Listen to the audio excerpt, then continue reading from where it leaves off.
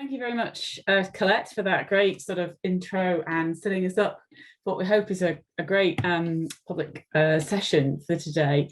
I just wanted to take a very brief moment to give an overview of the theme. So the citizens and government theme that I lead is one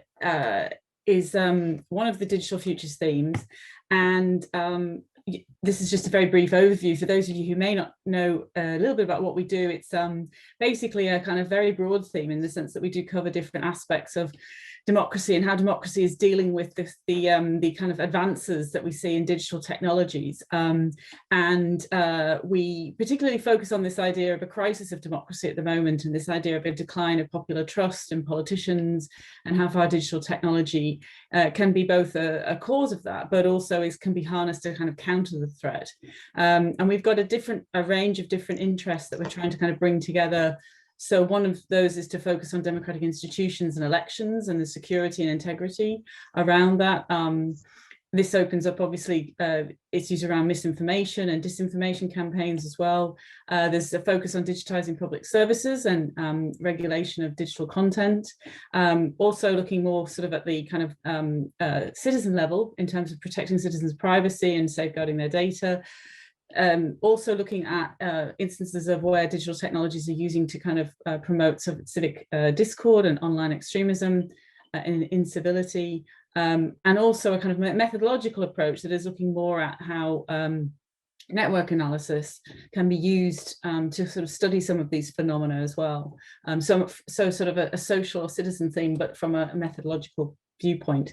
If anybody has interest in these themes and they're interested to get involved, then please do contact me to express your interest. We're trying to build up a group and a kind of understanding of the various parts of the university that have got work ongoing in these areas.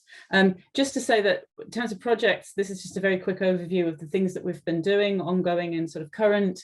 So there's been a project which we've looked at, which is looking at democratic democracy at risk, and the idea of how digital technologies are perpetuating misinformation, and also micro-targeting and how this may be of harm. We've also got, sort of looking on the positive side, projects looking at digital information literacy and how citizens can be educated, and particularly young voters can be educated to be insulated against some of these sort of threats. And then a number of other projects that look at digital campaigning and digital elections more specifically.